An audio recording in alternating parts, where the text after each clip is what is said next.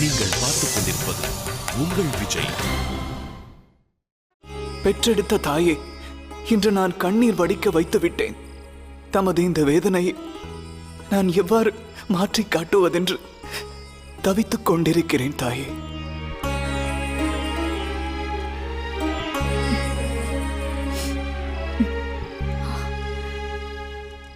இதோ நான் புன்னகைத்து விட்டேன். இனியாவது உனது தவிப்பு நீங்கட்டும்.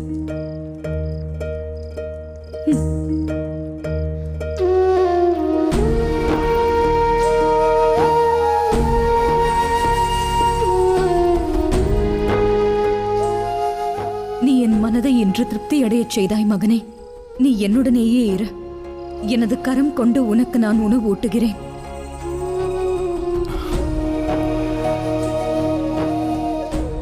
இன்று எனது செயலால் பிதாமகருடைய மனதும் வேதனை அடைந்திருக்கும். அவரிடம் மன்னிப்பு வேண்டிவிட்டு அதன் பிறகு வந்து உணவு உண்ணுகிறேன்.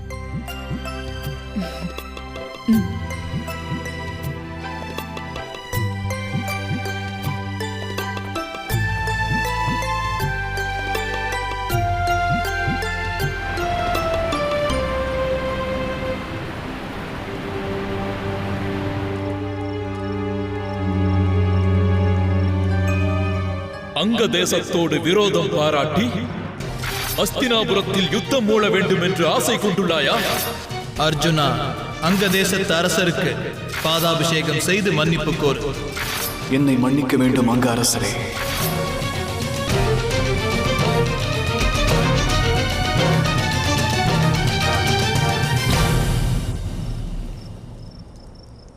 பணிகிறேன் பிதாமகரே.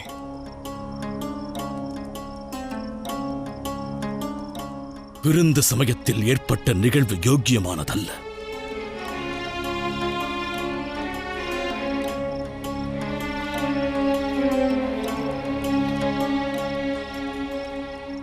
நான் தம்மிடம் மன்னிப்பு வேண்டவே வந்தேன் பிதாமகரே.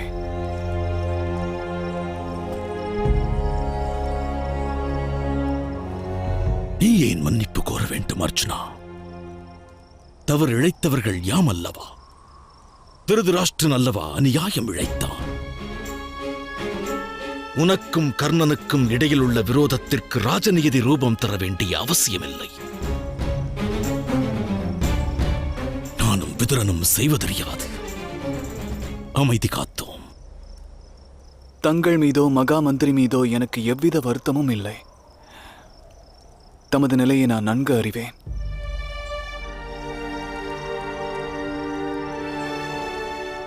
இல்லை மகனே,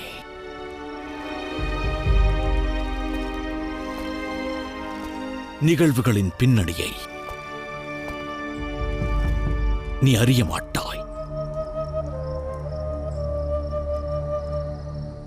சிவலிங்கத்தை பிரதட்சணம் செய்பவர்கள் சிவலிங்கத்தில் உள்ள சிற்றெரும்புகளையும் பிரதட்சணம் செய்பவர்கள் ஆவார்கள். இன்று ராஜசபையின் நிலையும் அதுவே. ராஜ அரியணையில் தகுந்த ஒருவன் அரசனாக அமராவிடில் ராஜ அதிகாரிகள் ராஜ மந்திரிகள் மூலம் நடத்தப்படும் காரியங்கள் அனைத்தும் பூரணமான நல்நிலையை பெறாது. ஆகையால் ஒன்று அவசியமாகிறது. ஒரு யோக்கியமானவனுக்கே அஸ்தினாபுரத்தின் ராஜ அபிஷேகம் நடத்தப்பட வேண்டும். ஆனால் ஒருவேளை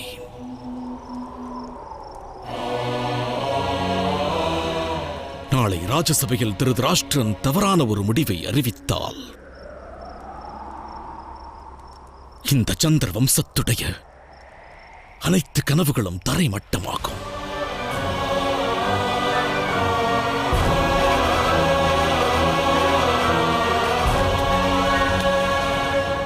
பிதாமகரே, தாங்கள் எமக்கு ஆணையிட்டால் பாண்டவர்களில் 4 எப்பாடுபட்டாவது எமது மூத்த அண்ணனை அரியணையில் அமர வைத்து காட்டுவோம். தாம் அனைவரும் மாவீரர் என்பதை ஒப்புக்கொள்கிறேன். ஆனால் ராஜ்யத்திற்கு எதிராக தாம் அஸ்திரம் ஏந்தினால் அஸ்தினாபுரத்தை காக்க நான் வருவேன். இறைவன் பிறை சூடன் தயவிருந்தால் மட்டுமே தனதின்னுயிரை பறிக்க இயலும்.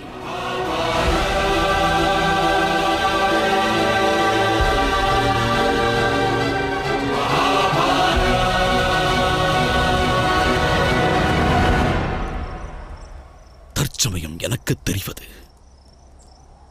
ஒரே ஒரு மார்க்கம் மட்டுமே.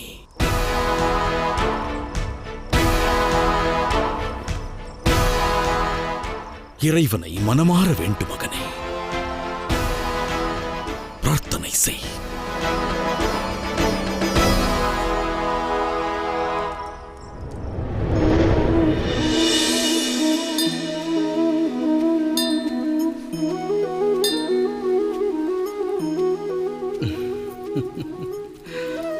மனிதனுக்கு எப்போது இன்னலான சூழ்நிலை உருவாகிறதோ அப்போது அவன் இறைவனிடத்தில் மனமாற வேண்டுகிறான். அந்த இன்னல் நிலையிலிருந்து தான் விடுபட வேண்டுமென்று அவன் பிரார்த்தனை செய்கிறான். ஆனால் இந்த பிரார்த்தனையின் உண்மையான அர்த்தம் என்ன? அது பற்றி எப்போதாவது சிந்தித்ததுண்டா?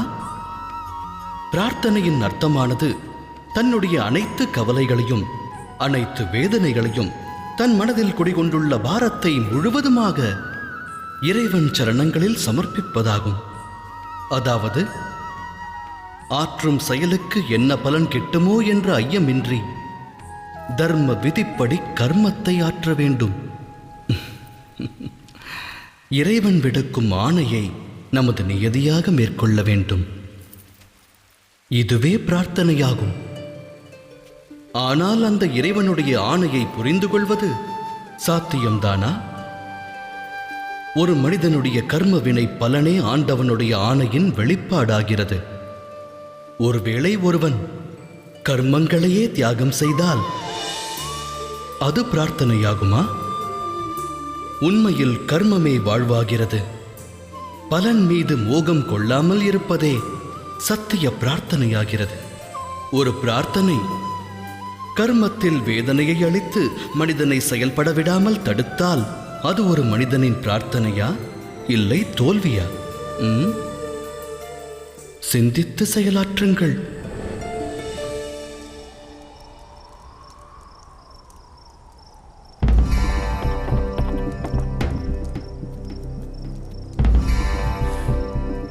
பணிகிறேன் தந்தையே.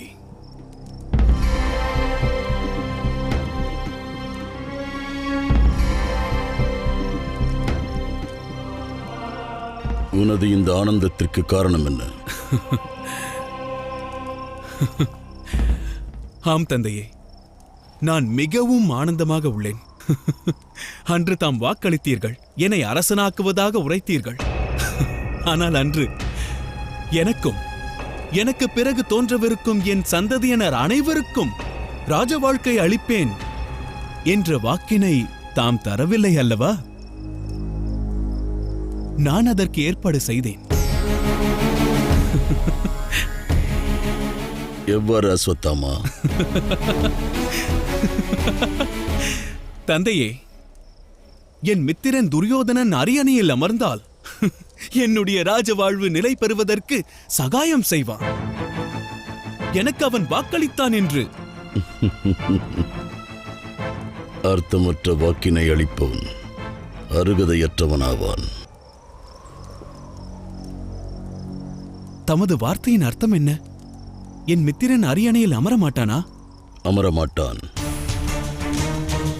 அமரவே மாட்டான். இளவரசு பட்டம் யோகிதையை அடிப்படையாக கொண்டது. அரச சிம்மாசனத்தில் அவன் அமராமல் இருப்பதே ராஜ்யத்திற்கு நல்லது.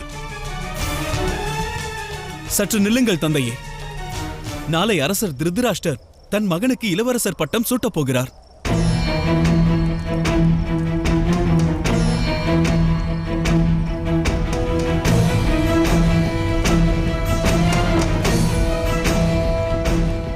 நீ கூறுவது உண்மையா?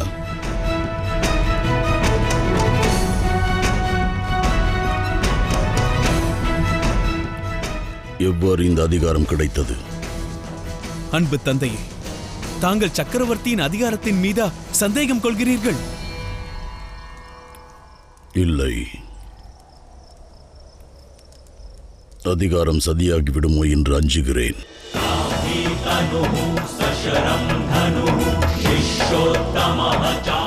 உனக்கு விளங்காது. நிம்மதியாக உறங்கு.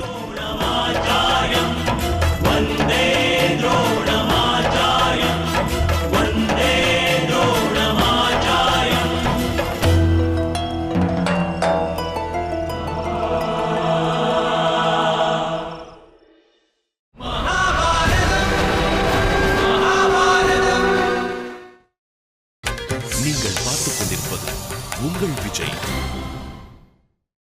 இன்று அஸ்தினாபுரத்தில் இளவரசி பட்டாபிஷேக விழா கோலாகலமாக நடக்கவிருக்கிறது.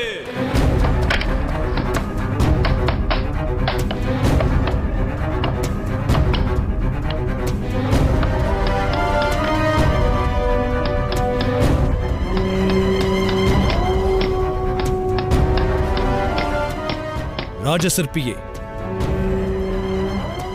என்னுடைய உருவச் சிலையை விட மற்ற அனைத்து சிலைகளும் தாழ்ந்திருக்க வேண்டும். ஏனெனில் சந்திரவம்சத்தின் மற்ற மன்னர்களை விட துரியோதனன் சிறந்து விளங்கப் போகின்றான். ஆனால் இளவரசே, அனைத்து சிலைகளும் ஒரே உயரத்தில் இருப்பதே நமது அரண்மனை வழக்கம். ஒரு அரசரின் சிலை மட்டும் அவரின் முன்னோர் சிலையை விட உயர்ந்திருத்தல் ஆகாது. அரண்மனை வழக்கத்தை விட அரசரின் ஆணை வலியதாகும்.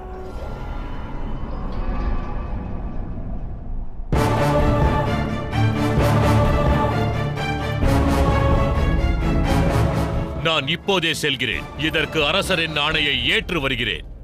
நெல் துச்சாதனா, வழக்கத்தை மாற்றுவது அழகல்ல. உயரமான சிலை வடிக்கப்படக்கூடாது. ஆனால் உருவச்சிலை உயரத்தில் இருக்கலாம் அல்லவா?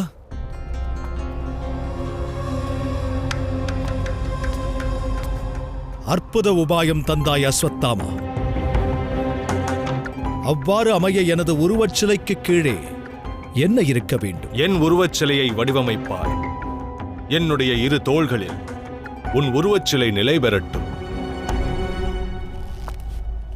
அது தவறாகும் கர்ணா. நான் மித்ரனின் தோளோடு தோள் சேர்பவன்.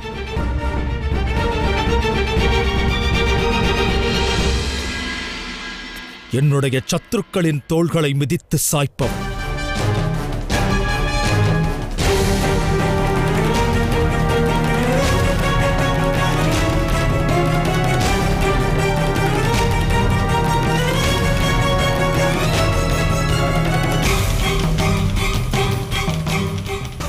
அன்பு அண்ணா, எனில் தம்முடைய உருவச்சிலைக்கு கீழே 5 சிலைகள் அமைக்கப்பட வேண்டும். 5 மனித உருவச் சிலைகள் அல்ல, அவை 5ம் மிருக சிலைகளாக விளங்க வேண்டும்.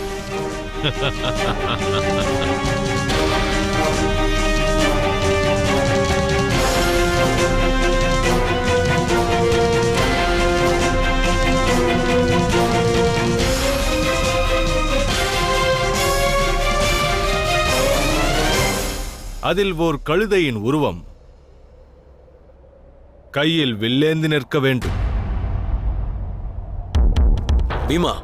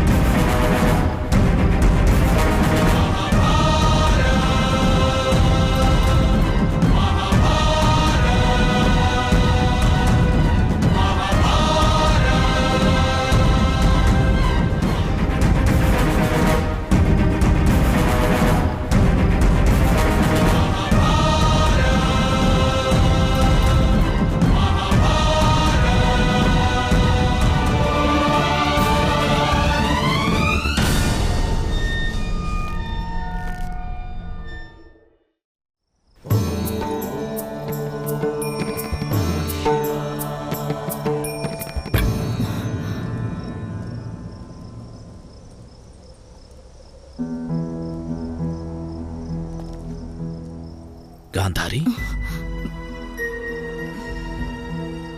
இங்கு தாம் எடுத்து வந்ததென்ன?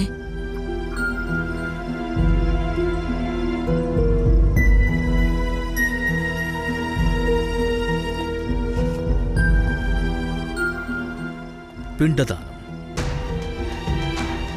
பிண்டதானம் எதற்கென்று தெரியுமா? எந்த அதிருப்தி அடைந்த ஆன்மாவிற்கு இரும்பினாலான பிண்டத்தை வைப்பார்கள்? அதிருப்தியடைந்த ஆத்மாவிற்கு அன்னத்தின் பிண்டம் வைப்பார்கள். ஆனால் அதிருப்தியடைந்த ஆசைக்கு இரும்பினாலான பிண்டம் வைக்க வேண்டும்.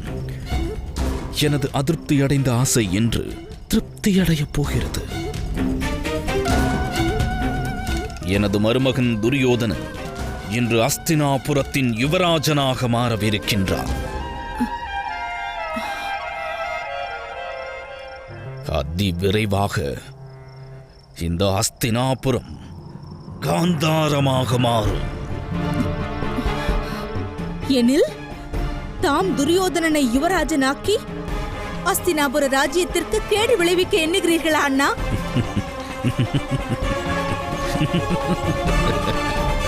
முட்டாளாக இருக்கிறாயே காந்தாரி. நான் அஸ்தினாபுரத்தின் சாம்ராஜ்யத்தை அழிக்க எண்ணவில்லை.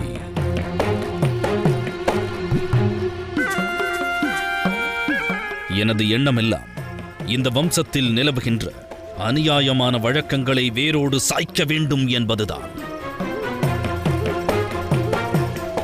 இந்த ராஜ்யத்திற்கு குரு ராஷ்டிரம் என்ற பெயர் இருக்கிறது. நான் அதை மாற்றிக் காட்டுவேன் காந்தாரமாக. காந்தாரத்தின் ராஜ நியதிகள் இந்த அஸ்தினாபுரத்திலும் ஒவ்வொன்றாக தோன்றும். தாம் கூறுவது? வேண்டாம், என்னை தடுக்காதே சகோதரி. உன்னுடைய 100 புதல்வர்களுக்கோ இல்லை உன்னுடைய கணவருக்கோ தீங்கினை விளைவிக்க நான் எண்ணவில்லை காந்தாரி.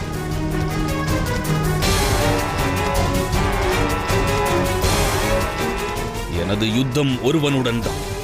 அது கங்கை மைந்தன் பீஷ்மனுடன் மட்டும்தான். தன்னுடைய வம்சத்தின் கர்வம் கொண்டு அவன் அன்று காந்தாரத்திற்கு வந்தான். இன்று அந்த கர்வத்தை நான் மண்ணோடு மண்ணாக்குவேன். இன்று கங்கை மைந்தன் பீஷ்மன் நிச்சயம் தோல்வியுறுவான். நிச்சயம் தோல்வியுறுவான்.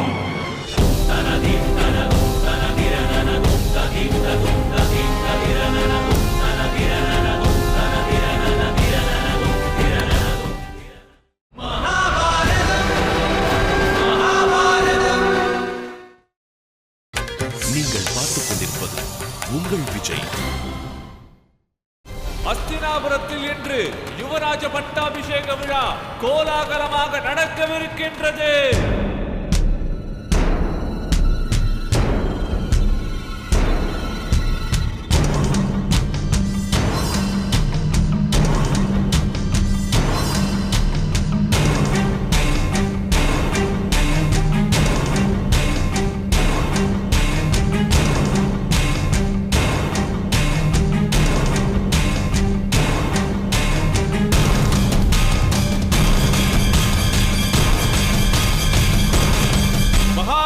திருதராஷ்டிரர் அரசவைக்கு வருகை தருகிறார்.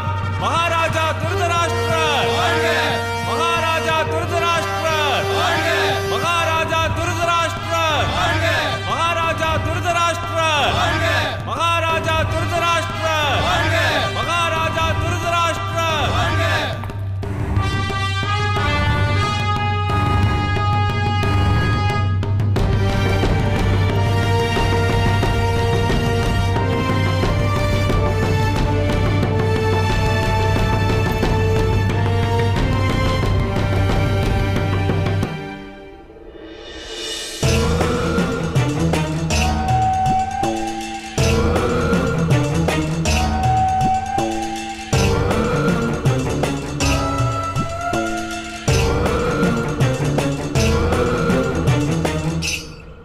அவையோர்களே, ஆன்றோர் சான்றோர்களே, அரசரின் அறிவிப்பை கேட்க தாம் அனைவரும் வந்துள்ளீர்கள்.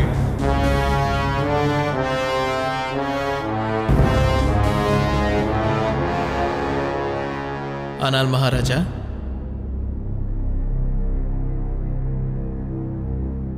தாம் அந்த அறிவிப்பை அவையோருக்கு வழங்கும் முன்பாக கங்கை மைந்தரின் ஆசையை இளவரசர்கள் பெற்றார்கள் என்றால் அது அவர்களுக்கு சிறப்பினை நல்கும். அதற்கு தம் சம்மதம் வேண்டும்.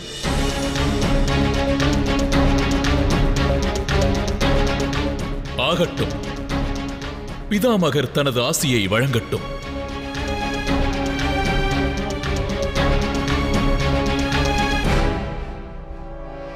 இவன் என்ன கூறப் போகிறான் மருமகனே?